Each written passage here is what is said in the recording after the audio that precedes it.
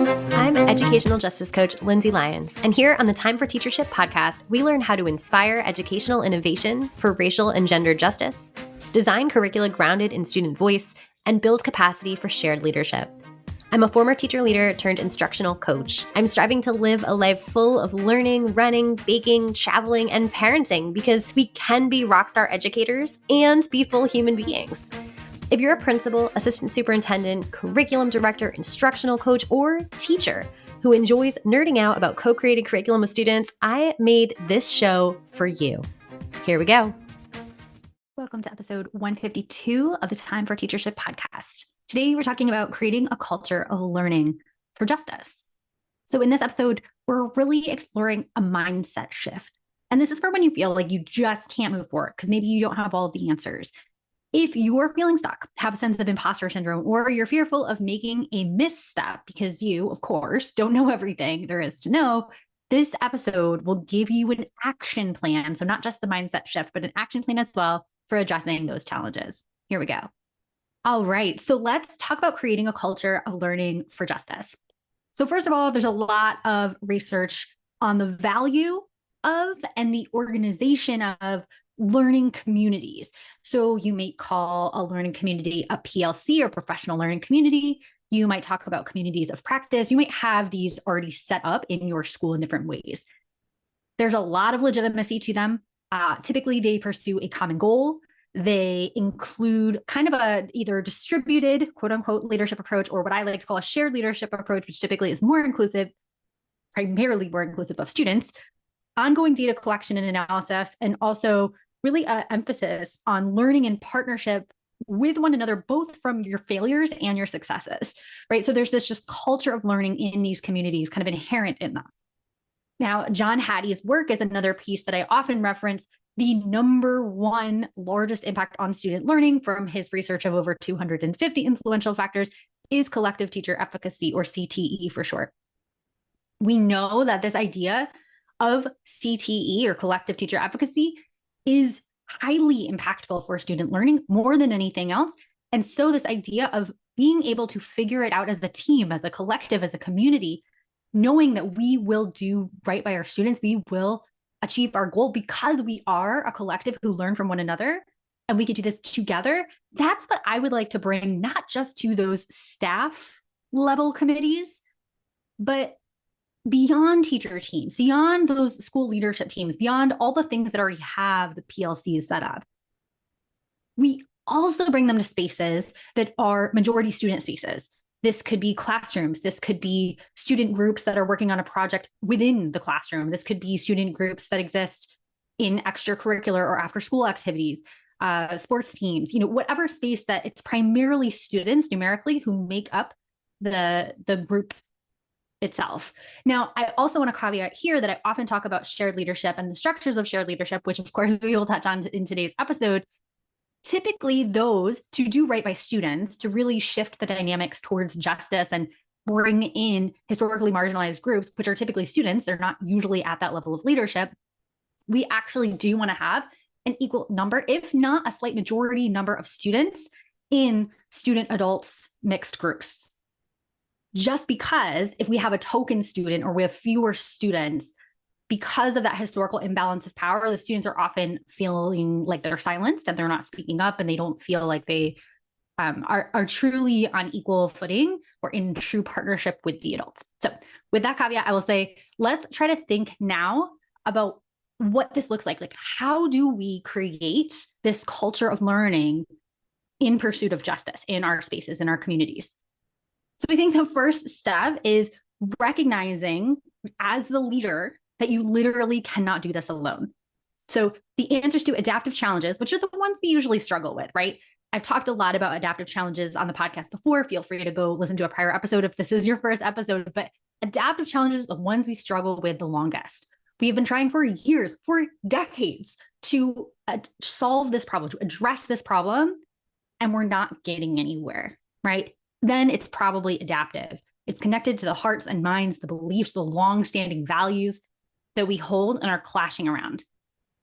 Technical challenges are, okay, we're going to implement this new curriculum. Here we go. you're going to go to 3 PD days and study this math curriculum. And for the most part, you're going to be good. Now, there might be adaptive challenges in a curriculum implementation, but technical challenges are most likely fixed by like a quick fix. You know the answer, you just have to do it and move forward. Adaptive challenges are often cultural in nature. There is a cultural shift that needs to be made. And what adaptive leadership scholars say is that you, as one individual person, cannot solve it. By nature, these adaptive challenges must be solved in community, in partnership with other folks in your space. So you literally can't do it alone, right? If you're listening to something about leading through change or solving a longstanding problem, it's adaptive in nature. You can't do it alone. Move on to step 2. So what is step 2? Step 2 is form power sharing structures and processes. I've talked a lot about this at the school level, so I'll review that a little bit. But then I also want to talk about this at the class level. So teachers in partnership with students, and then also at the peer group level. Now, this could be teacher teams. I think we often have a lot of processes for these. So feel free, if that's aligned to your role, to tune into that piece. If it's not, and you're more thinking about supporting teachers in their instructional spaces at the classroom level, you might be thinking of peer groups like students, or perhaps your role, or you're in a supportive role for a person who's in a role that supports student groups holistically throughout the school. Then definitely kind of put on that hat. So let's first talk about the school level. We want to bring students and teachers together to lead in the form of school committees. So this might be a literal school leadership team, but it could also be like our curriculum committee. It could be our grading committee, your grade teams, which are typically made up of teachers that teach in that grade. What about the students from that grade? Can they be on those committees? Then once you bring them into the literal structure, they are equal members of this committee. Clarify the decision-making processes for each type of decision that that group will make. So for decisions that will be made collaboratively, there's not all of your decisions that are going to be made by the whole group getting feedback from every student who that group represents. So if grade 10 is going to make a decision that impacts all of grade 10, you may decide, hey, we're going to get feedback from all of our students before we make a concrete decision. We might do a couple feedback loops. So we get their first round of feedback, we put together 2 proposals, we have them vote on it, and we clarify, we're going with the majority vote rules. Or we're saying, every student has to be able to live with this. This is a massive decision. We're going to do consensus voting. And so anyone who doesn't reach a 3 out of 5, they have not reached consensus, and we need to do another round of feedback, right? So you have to get really specific on which decisions go out to everyone for a vote or consensus, or however you're making the decision, and how that decision is decided. Now, there are some that are going to be really minor. So for example, it might be, we are taking a field trip and we know that the students want to go. We've already had the discussions about wanting to go. Now we just have to literally pick the date. And so we're going to look at the school calendar as that grade team level community, and we're going to just choose the date and, hope it works for most kids, because it can't work for every kid probably, right? Or something like that. That might be actually something that you do throw back to the students, but you want to be specific. Which types of decisions are things that are going to be made on the committee, and which types of decisions go to everyone, and what does that feedback loop look like? So that's something that you want to think about. When you're talking about a school leadership, an example might be that options for a major overhaul of a school policy are going to be first created by the leadership team, then shared with grade team committees. Then the grade team committees might share with all of the students and staff in that grade, gather a bunch of feedback, share that data back with the leadership team. And then the leadership team does maybe another round of that feedback loop. So they share, here's a draft final plan. Let's get approval via consensus voting. If we don't have consensus, then, we're going to move forward. Now, with the next loop. Now that type of decision that does that level of detail and rounds of feedback is probably going to be something that affects every student in a pretty monumental way. So it might be we're shifting the grading policy, or we're shifting some sort of thing that every single student is going to be affected by. So again, you just want to lay those out.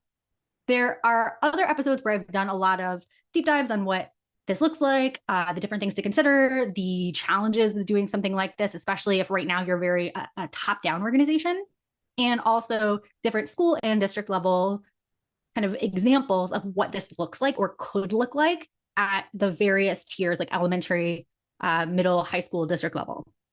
So I'll link to that in the blog post for today. Now at the class level, this could look like teachers just identifying regular opportunities to gather feedback from their students. asking really simple things. It does not have to be a very long list of questions you ask. And you can ask the questions in a variety of formats. This could be a Google form. This could be a whole class discussion that takes up a full class period or time. Ask things like, what is working for you as an individual? What is not working? And what ideas do you have for me for change? Right? It puts you as the teacher in a leadership position, that the students need to acknowledge, right, that you are in that leadership position and you ultimately have the final say, but you are willing to learn from them and that they have a role in really co-creating what happens next. So if you have a teacher who's really excited to kind of do this work, this is probably going to be an easy lift. It's just a matter of like figuring out where this kind of fits in with like all the curriculum. If you have a teacher who's resistant to doing this, we might take some smaller steps. Like it might be at the end of each unit versus at the end of each week or the end of each day, right? Where the teacher really has an opportunity. And they might want to make some more specific questions.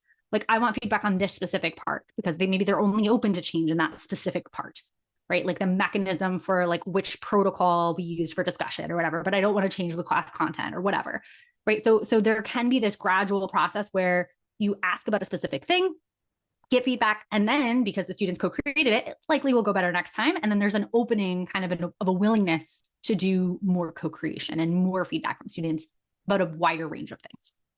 I do recommend that this data and this kind of invitation for feedback is grounded in specific experiences that students have had in class or with your classwork. So I think that's something to just be mindful of, that we are grounding it in like, you didn't like this, okay, why? So maybe you felt really stressed out when I made that deadline and I said there's no late work accepted, right? And you had this family thing and you were stressed about it. And so you just felt like there was no flexibility and then you just didn't do the assignment because you're overwhelmed, right? Like that's a specific experience a student has. They can share that. And then there's context, right? Because if that same student says, well, you should never have deadlines ever, like then it's very decontextualized and it's harder for the teacher, one, to accept that feedback, and two, for the teacher to fully understand it. And three, for the teacher to understand it and then have the student see that understanding and be more likely to share in the future. So I think there's all sorts of pieces there. I also just noted quickly considering a range of modalities for how students share the information. I do think that's important. It can be written, it can be verbal in a discussion, but it also could be like, share with me, photo voice is one of the things in the student voice world for research that's getting really popular, or drawing, especially with young children, right? Draw me a picture of your experience in this class and then explain it to me, maybe in a one-on-one conference or in a circle where you hold it up and you kind of share. Take pictures if you're not really an artist, or like I am not artistic at all. So I would be like, yes, I could take a picture, but I don't want to make a drawing. That feels like just totally not my jam. So do some photo voice, right? Take some pictures that are maybe artsy or maybe just like literal that describe to me kind of your experience in this class. And you can, again, walk me through them or add a caption to each picture and submit it via email, whatever. Now at the peer group level, this is, again, teacher-teacher peer group or student-student peer group. I'm putting on like a heavy student hat here because I'm thinking, we talk a lot about these processes with adults. So what does it look like for students to kind of co-create this culture themselves with just a little bit of support from maybe the teacher? One of the first things I think is to co-create group working agreements. And so you can see, again, those parallels to adults. We want to know how to work together. So anytime there's group work on a project, for example, let's talk about how we do that, right? I think you can, again, do this in different spaces like sports teams or other sort of after school clubs. But like, how do we want to work with one another? How do we want to disagree with one another? What are the phrases that we want to use, we don't want to use, all that stuff. Then determine, again, how decisions will be made. So in our group project, when we make a big decision about the project, are we going to have consensus or is the majority going to win, right? And we think about all the interpersonal dynamics that happen in student groups and what often can like derail the project. My vote would often be consensus because we don't want kind of like a peer group who's like really good friends with one another get paired up or grouped up with another student who's not part of that intimate peer group. And then that person just gets outvoted, right? We want everyone to feel like they have a good sense of voice. And then I would also specify at least one time point, particularly with longer projects, but even honestly, if it's a group project that lasts like a class period or something, at least one time during that class period or during the course of the project, at least one, you're going to check in with every member about how the group is functioning.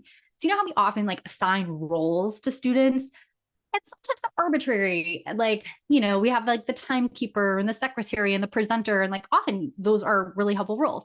Sometimes they are more or less helpful depending on the project or whatever. I really feel that if nothing else, we have a person who does this check-in. Like they could be like the equity checker or something. I don't know, the experiential person. You're better at names than I am probably, but I'm thinking about, you know, how do we check in and ask each individual member how they are feeling and how the group is functioning and how it's best serving them or not serving them, right? And how it might change. Now, step 3, once you've done step 2 and you really have those power sharing structures and processes in place where we have the decision processes clarified, we have equity of voice, then regularly practice inquiry cycles. So again, we want to ground this in a search for the positive. Where are things going well? We want to ground it in experiential data centering people and perspectives that historically or currently have not been or are not being served by how we do things right now, right? So at a school level, those students or the family members or even the staff who are not being heard, they're not being served, they're unhappy, they're not being successful, they don't have the academic achievement, they're not passing classes, whatever it is. Their attendance is low, like something is not working. Let's hear from them first. And then if there's several groups, for example, let's say that in a high school with grades 9 through 12, grades 9, 10, and 12 are struggling, but grade 11 is not struggling with a common challenge, maybe attendance. So what's happening in grade 11 that is making students attend more than grades 9, 10, and 12, right? Or maybe out of all of the 9th grade classes, one teacher's class is excelling in attendance, like really high attendance, and others are not. So like what's happening in that class? And having kind of an inquiry mindset, a question where we go collect that experiential data of that positive deviant, of that teacher or that class or that community where things are going well. What do we learn from them? And how do we really transfer that learning to the other spaces and communities? Now, step 4 is kind of an offshoot of step 3. When we gather that experiential data, we want to make sure we systematize the data collection, and we want to make sure we have ongoing processes that we can just repeat, because we want to consistently, constantly collect that data. We don't want to do it just once in a while around a big project. We want a constant influx of what is happening for students in our educational community. We want that information. So identify who the data is collected from, again, centering students and individuals in the community that are not being served. In which formats? So again, are we doing photo voice, drawings, a Google form, a opportunity for discussion, like a focus group? How often we're collecting this and by whom? So who is responsible for gathering that information? If we want student data, can we train and ideally pay students to be trained, pay them in money or by class credit or something as like a researcher, independent research study or something course, whatever it is. But can we have students be the ones interviewing and collecting and gathering data from other students because they will be better received? Like try to figure all those pieces out. I highly recommend you consult Jamila Dugan and Shane Safir's book, Street Data. There are some excellent ideas for implementation. And actually this month, February 2024, I reviewed several of these ideas on my YouTube channel in 5-minute video spurts. So if you want some concrete ideas for like, what might this look like in practice, feel free to check those out. Check that book out. It is amazing. And then finally, step 5, I really encourage for the sustainability of the project, for the justice-centeredness of all of your leadership, all of your, community endeavors, I highly recommend that you all individually and collectively practice building skills of critical discourse. So we have to be able to tackle the tough stuff. So this includes identifying, probably first and foremost, right? Identifying when and for which topics the group, and this could be any group, this could be like your leadership committee, this could be a classroom, avoids talking about or deflects responsibility for particular topics. So when this topic comes up, we say, oh, well, we can't do anything about that because that's so-and-so's, like the family's right issue. Or, we make a joke when this topic is brought up because we're actually really uncomfortable talking about it, or everyone's eyes kind of like look down at their lap when this topic comes up, right? Like we want to first identify where are we kind of like crumbling and falling apart and not actually digging in. Also, One Eichholz has this fantastic kind of discourse quadrant, which Dr. Cherie Bridges-Patrick and I have adapted for adaptive leadership chapter we co-authored. And we talk about these 4 types of discourse, particularly around racial discourse, where we have the polarizing dimension, right? We're on like separate teams and we're kind of entrenched in our positions. We have the silencing and denying, which is kind of that avoidance, right? We're not going to talk about this. We have the intellectualizing type of discourse where we're just kind of in our heads, but not our hearts. And then we have what we ideally want, which is generative mobilizing discourse. And so this last one is really the ideal form of discourse. It's very helpful to diagnose. You'll notice there's a lot of diagnosis here, right? We diagnose what we're avoiding talking about. We diagnose the type of discourse being discussed. A lot of critical discourse is difficult. It's difficult to build that culture of learning and having that critical discourse as a venue for learning and centering marginalized perspectives and experiences, right? And all the things that we need. So we first have to diagnose where we're going wrong, and then we have to try to build our skills through practice and through redirection, getting back on track when we try to avoid that or deflect responsibility, right? Recognizing when we're intellectualizing and not using our hearts, those kinds of things to get on the generative mobilizing discourse track. So that is an ongoing process, and that's what makes it truly sustainable. Yes, we have these systems of kind of how we share decision-making power and leadership. And yes, we regularly practice inquiry and we collect data, but we have to continue the practice every day of building skills of critical discourse, because we can do all of those other things. And when it comes to the actual discussion, if we can't say out loud our thoughts around making the hard decisions, around analyzing the challenging data, around digging into adaptive challenges, long-standing problems, right? White supremacy, all of the things that are going to come up and be hard, then we can't actually move the needle forward. We can't actually make change and lead change and be a true culture of learning for justice. So to wrap this up, no one can know it all. And so if you're feeling that burden of like, I can't do this thing because like, I just don't have all the answers yet, or I need to learn more before I act.